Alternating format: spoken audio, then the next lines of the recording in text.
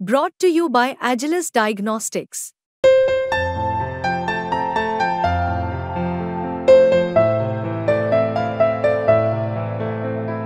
Agilus Diagnostics.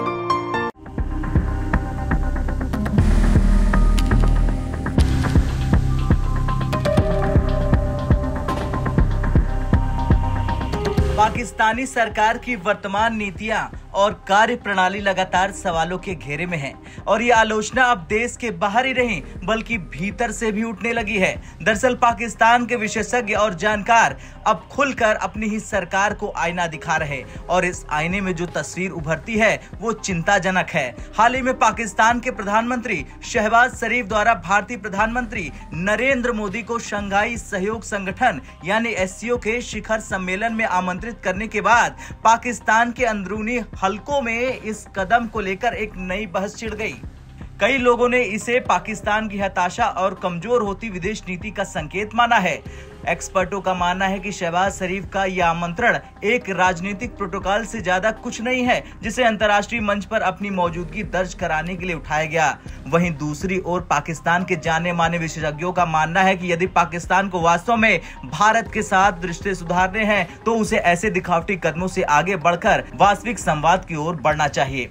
आइए देखते हैं कि पाकिस्तान के ही विशेषज्ञ जैसे कि साजिद तरार और दूसरों ने इसे लेकर क्या कुछ कहा और क्यों वो अपनी ही सरकार को कटघरे में खड़ा कर रहे हैं। ये समझना महत्वपूर्ण है कि पाकिस्तान की मौजूदा स्थिति को सुधारने के लिए सिर्फ भारत से वार्ता नहीं बल्कि आत्ममंथन और वास्तविक सुधारों की जरूरत है। ये वो समय है जब पाकिस्तान को अपने घर के अंदरूनी हालातों पर ध्यान देना चाहिए बजाय इसके कि वो अंतर्राष्ट्रीय मंचों पर केवल दिखावे के लिए कदम उठाए।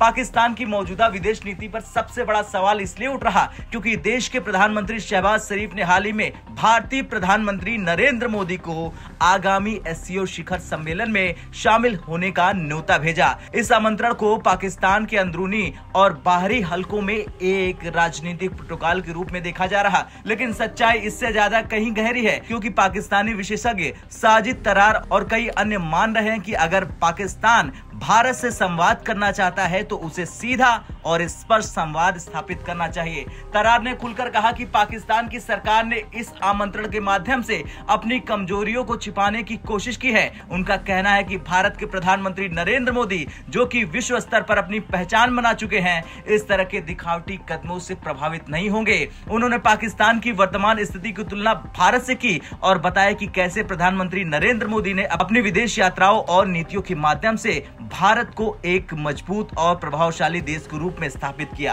पाकिस्तान के अंदरूनी हालात और उनकी विदेश नीति पर साजिद तरार जैसे विशेषज्ञों की निराशा किसी से छिपी नहीं है। तरार ने तो यहां तक कह दिया कि पाकिस्तान को नरेंद्र मोदी जैसे सशक्त और प्रभावी नेता की जरूरत है जो देश को सही दिशा में ले जा सके। उन्होंने ये भी जोर दिया कि पाकिस्तान को भारत से व्यापार शुरू करना चाहिए जैसे कि भारत और चीन के बीच होता है, भले ही दोनों देशों के बीच तनावपूर्ण संबंध हो।